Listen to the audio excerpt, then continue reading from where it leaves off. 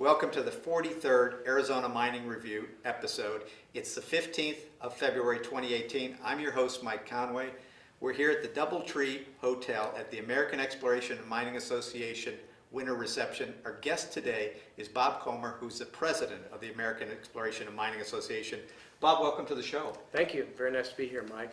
Can you tell us a little bit about who you are and what you do as president of AEMA? Sure. I am an ecologist who became a lawyer, a natural resource ecologist.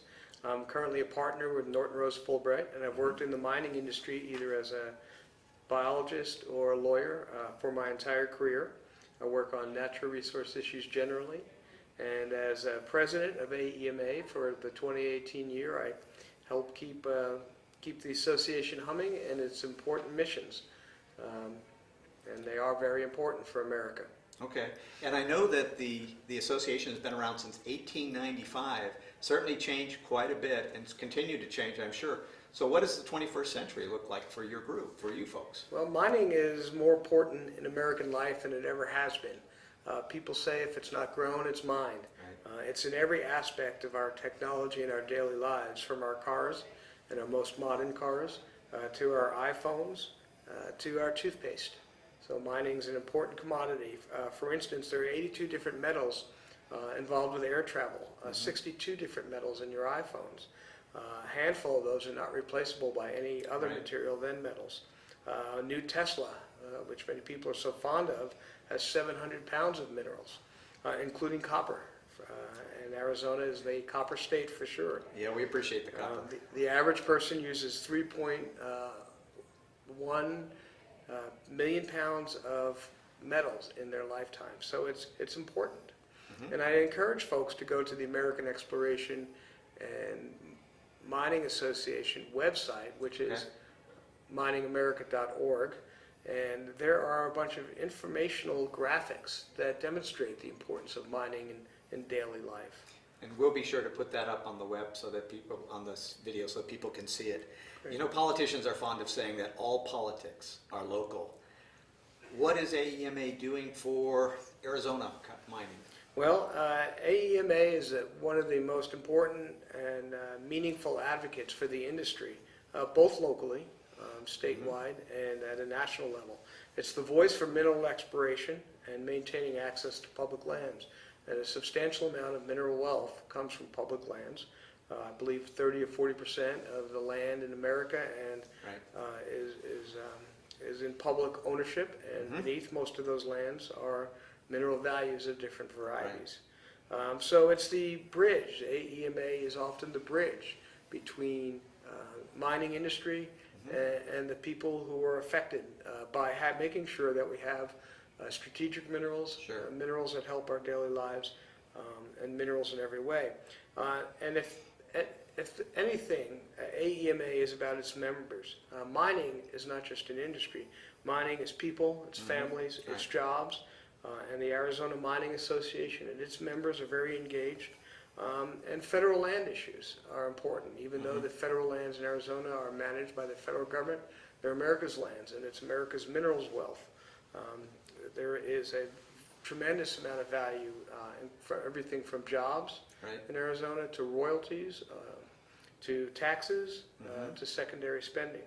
So AEMA makes sure that the folks in Washington are aware of the importance of mining in the local communities and the state economies. Yeah, and excellent. You have to have minerals to manufacture. Right. And you have to make that case to the legislatures and the decision makers that they understand that. Absolutely. Yeah. Now, people are a lot more savvy today about the impacts of mining on the environment. A lot of concern and a lot of understanding that the mining community really is doing a lot of things that they didn't do in the past to improve their performance. I know that locally here in Arizona, Freeport, McMoran, Asarco, Hud Bay, they're all talking to their constituents, the people that live in and around the communities in which they'll be doing their mining or which they do their mining. But there's probably more that can be done to bring the public on board so that people understand that while mining is an extractive experience, it's still a requirement, and the things that we get out of mining are essential. Well, not everyone may like mining, but everybody needs mining. And public communication and public involvement has always been important to the mining industry.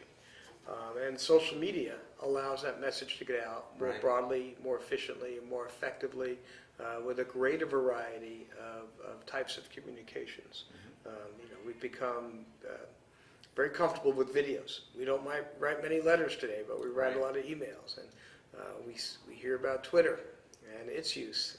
So there are a lot of tools now that fill in those interstitials that allow for the mining companies to communicate even more effectively than they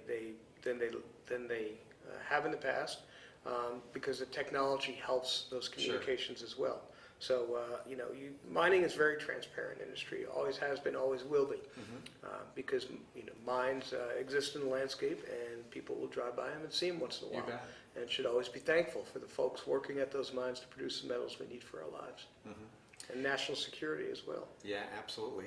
Now, the increasing use of automation in mining, and we have a Caterpillar plant here in Tucson that's looking at that.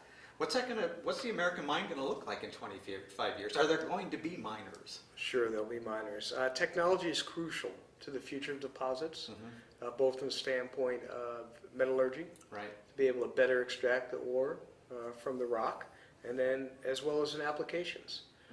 So technology we'll see in all sorts of forms and places.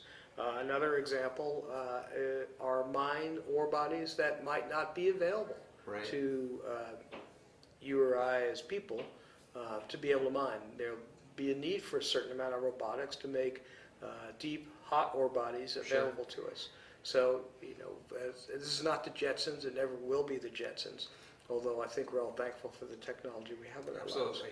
Yeah, and we're looking at the resolution mine is a long way up by Superior, is a long way from being permitted, but that's going to occur at a depth of 7,000 feet. And I think that the temperature is the biggest problem that they face at this point, and they're trying to basically engineer that. It's going to be very difficult. It's going to be very interesting to see how that plays out. And there'll always be, like in retail, a combination of internet and brick and mortar. Right. There'll always be people actively involved in mining at the mine,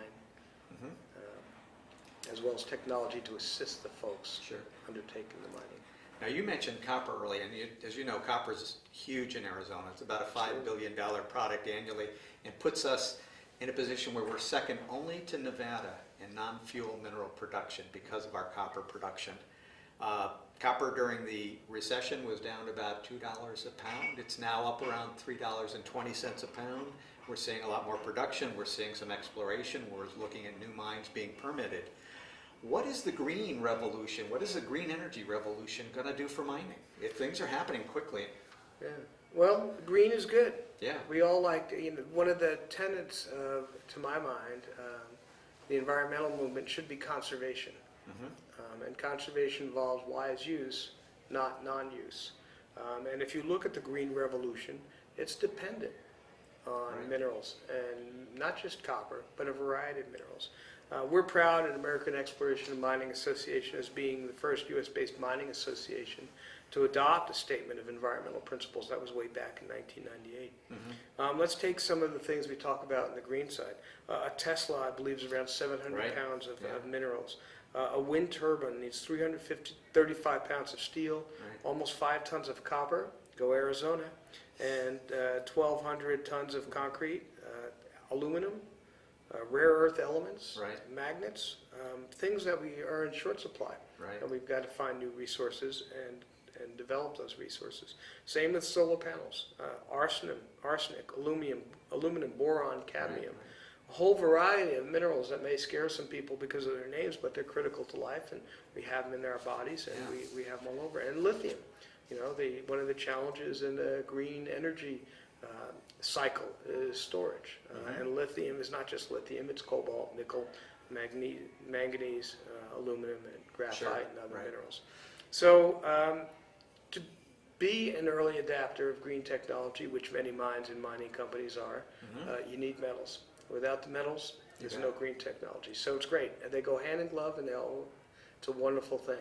It's a shame, though, that not everybody recognizes the importance of the coexistence of metals to the energy revolution that we're seeing throughout the nation. Yeah, very good. Bob, thanks for coming on the Arizona Mining Review. Best wishes to you and your colleagues in your winter festival. Hope everything goes very well here today. And I'd apologize for the rain, but we needed it very, very badly.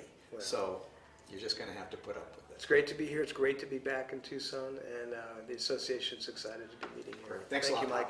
Bob. Bye. Pleasure.